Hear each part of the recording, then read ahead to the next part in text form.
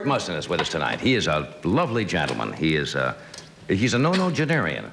What's no-no? That's 90 years and over, in your 90s, a nonogenarian.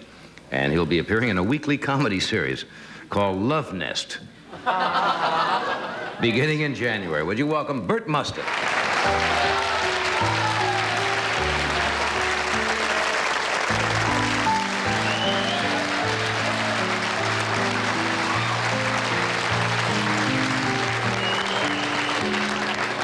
Nice to see you again. How are you? Well, I'm pretty good for a nonogenarian. Nonogenarian, right. Been on that before.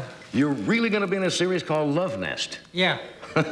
What part do you play? I'm a swinging pal of the main gentleman who is not married, and he and his wife are not allowed to be married because they lose too much of their income tax. You know that whole story. I opened the show tonight with doing some jokes about the World Series. Mm-hmm. Somebody said, what was the first World Series you ever saw? Well, what year? I said 1903. Oh, my God. The 1903 World Series. That was the first World Series when Boston came to Pittsburgh in 1903. From Boston or Pittsburgh? 1900. Now, 1903, yes. They came down there with it was the very first World Series. They took it very seriously up in Boston, and they sent 2 or 3 trainloads of fans down there with a great big brass band. And they had a theme song, and I have always wondered why on earth it was ever chosen, because it had nothing to do with baseball, nothing to do with Boston, nothing to do with anything in a World Series. Did you ever hear of a song called Tessie? I don't suppose so. Tessie. Well, that was it. How's it go? Can you remember? Tessie, you make me feel so badly. Why don't you turn around?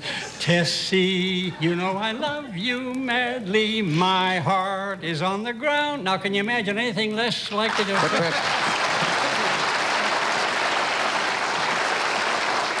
The story was that they had played it up there with the band for some of their final games, and they thought it was a good theme song, a fetish. And they just kept it. They kept it, and when the series, they came to Pittsburgh. We took the first 2 games. Then they went back to Boston. We split even there, and that made it 3-1 Pittsburgh. Then they came to Pittsburgh, and we never won another game. And they played that Tessie, Tessie thing every inning.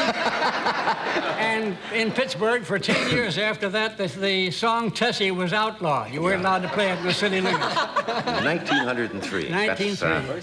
That's strange. That was the very first one. Very first one. First one. Are you a football fan? Oh, yes. I played football. I wasn't quite good enough to make the varsity at Pennsylvania Military College, where I did make baseball and the hockey team. What year was that won the now? tennis championship. But I couldn't quite, I was only a scrub on the football team. But those were the days of guards back.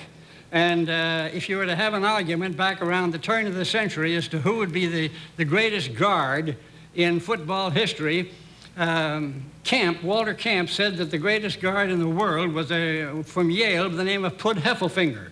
But there was another man later on that came from Swarthmore, Tiny Maxwell.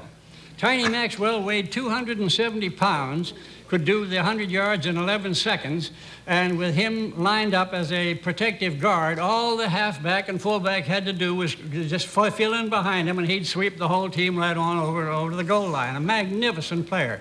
After he'd finished as All-American, of course, and after he'd finished his career, he was in great demand as a referee, an umpire at the great big ball games, and he refereed in the big college games and in the early years of the professional games. I remember seeing him one time in Pittsburgh when it was a very muddy day, and the ball was slippery, so the halfback, he was wearing a beautiful white sweater, and the halfback said, "Tiny, let me this perfectly all right." He rubbed his dirt all over Tiny and Mac. But Tiny had a bit of an impediment in his speech when can you imagine that tonight? He had a bit of a stammer, and when he would be a little bit flustered, he would be inclined to stammer a bit. So he was refereeing a very important game. It was the championship, the Catholic Championship of the United States.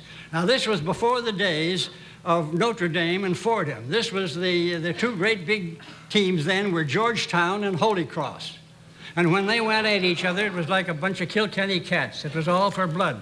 So they had gone along for a few minutes, and one of the Georgetown men came up and said, "Hey, ref, look at here, look at this thumb. That Holy Cross man bit me on the thumb. Does that go in this game?" Tiny said, "Oh, go on back and play football." A couple of minutes later, Holy Cross man came up to him and said, "Hey, look at this ear, ref. That Georgetown guy bit me on the ear. Does that go in this football game?" He said, "Oh, hey, come here, you guys. Now, listen. Next year, you mix play this game on a Friday." Let